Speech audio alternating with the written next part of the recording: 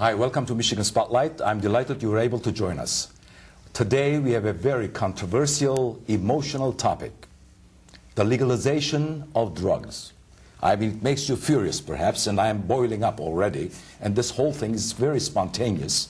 Two young men walked into my studio here, and they are extremely well-educated, and they hold certain positions in the community, and yet I guess they have a point of view, legalization, or they are for the legalization of drugs.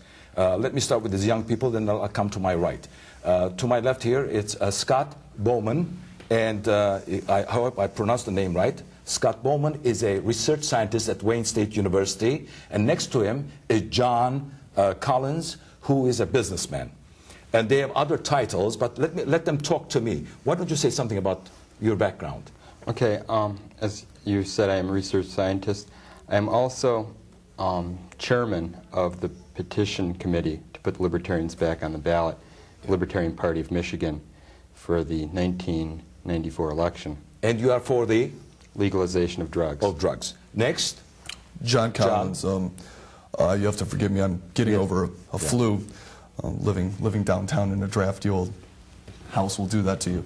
I grew up downtown, have seen drugs my whole life, have had them available to me my whole life, have not seen any kind of progress with the prohibition of them, and I simply think it's a futile attempt. And all right, and you are ready to attack, right?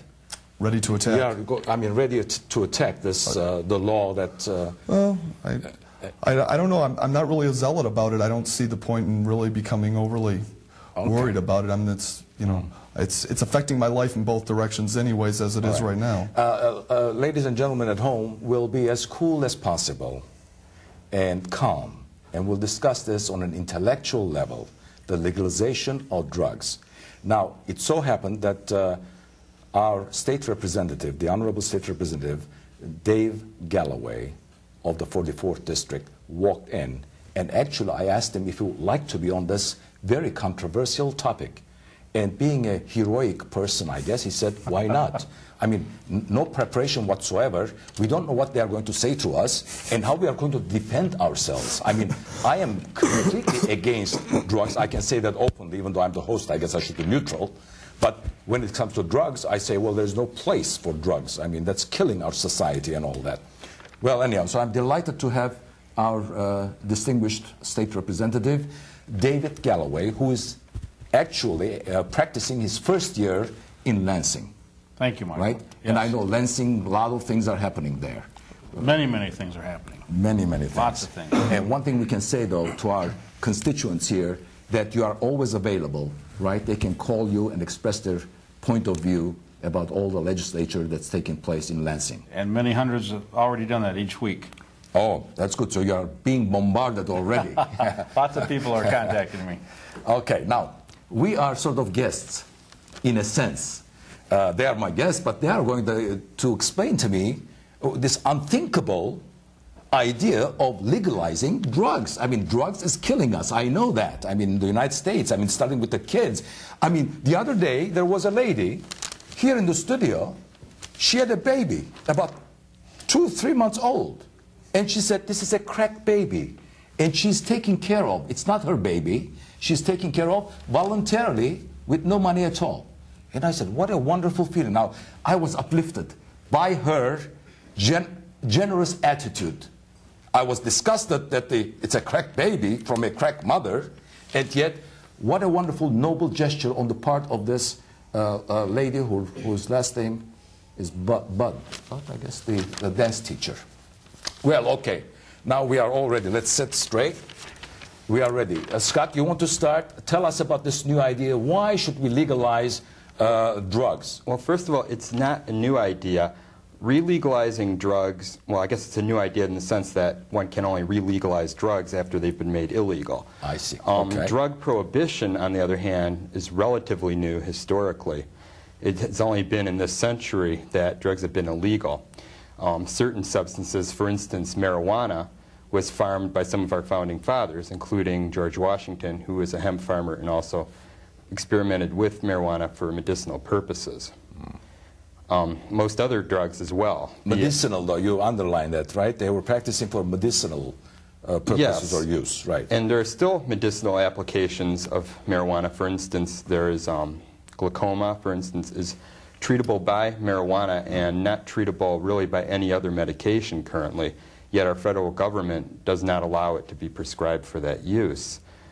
Other drugs as well have been around for ages. There's nothing new about cocaine. There's nothing new about opium. There are certain designer drugs that are recent that weren't around before. But most of the drugs that people are concerned about that are currently illegal have been around for a very long time. And when you talk about all the death and destruction that is attributed to drugs, most of that has become a problem under the environment of prohibition. And the drug prohibition has actually given rise to a more criminal environment surrounding this, just as alcohol prohibition during the 1930s and 20s gave rise to increased organized crime. And there's also other applications, for instance, for hemp or the marijuana plant. So you are using the alcohol prohibition as a precedent to this. As an example as an that was example. actually one of the first experiments in this country with substance prohibition. And that one failed, but soon after they imposed these other prohibitions on other substances. This right here is made from hemp fibers. It's from the marijuana plant. These are just braided bracelets. They can make clothing, they can make shirts, hats, paper. The Constitution is printed on paper made from hemp. Yeah. That's marijuana, or from marijuana? It is part of the marijuana plant. It's hemp fiber. It's very harmless, David. And if you smoke it, it won't give you a buzz.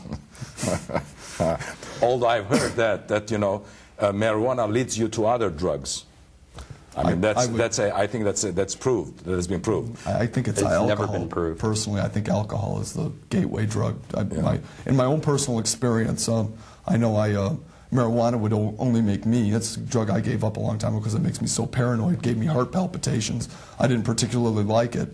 Would make me introverted, go home, lie in bed, watch TV, get scared of Maud. But alcohol would loosen me up, go out, enjoy myself, drink. I did far more stupid things on alcohol than I ever did on marijuana. And but I'm not really here to advocate any kind of drug But John, use. you are saying that alcohol made you do stupid things, right? Well, and we know that, right? Let me take that back. Don't take back. It didn't make me do anything.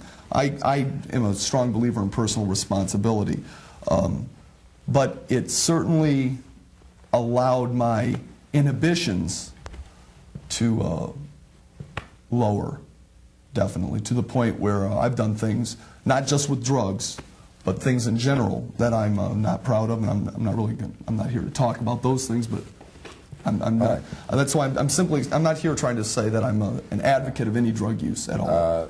Mr. Galloway, you can jump in any time. You know, so that Phil, I think your microphone is on. But you know, I think the thing if of you it, want to, what it is, Michael, is that of course with my background, having come and give us a little. grew up in the background '60s information. and gone to high school in this area, and also through one of the state universities when probably make love not war was more prevalent, and Yes. flower children around, and we're just ending the era of the beatniks and the hippies and stuff, getting into the hippie era.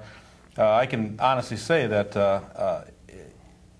probably is because of the way I was raised and brought up, either through my own culture, cultural experiences, family, whatever. But I've never in my life ever had any type of used any type of controlled substance, and not because I'm better than anybody else, but I never had the need to find another source of high than just the high in life.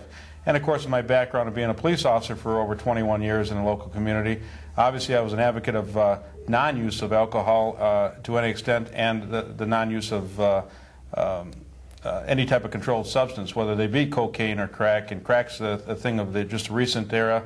Now we have a new drug in Upper Michigan called CAT. It's a designer drug that we've just had new legislation come through the state of Michigan outlawing that and making it illegal to possess that. And they say that's the crime or the drug of the '90s. and it's a lot of bad effects not only on people but also on the community because of what the people do to try to get that drug. So obviously I'm not an advocate of any type of use of any controlled substance, and I'm a strong supporter of MAD and also SAD, the Students Against Drunk Driving, and they advocate any type of use of any they don't advocate any use of any type of controlled substance, whether it be narcotics or alcohol. So I'm an abstainer. Now you are talking from my heart, you know, because I thought when you said about alcohol and you said that's a stupid thing to do and all that, and I thought he being, maybe we grew up in an alcoholic society, you know, people drink socially at least, that we might be protecting, defending that. But he is not, and I'm not either. If it's possible, actually we shouldn't have alcohol either.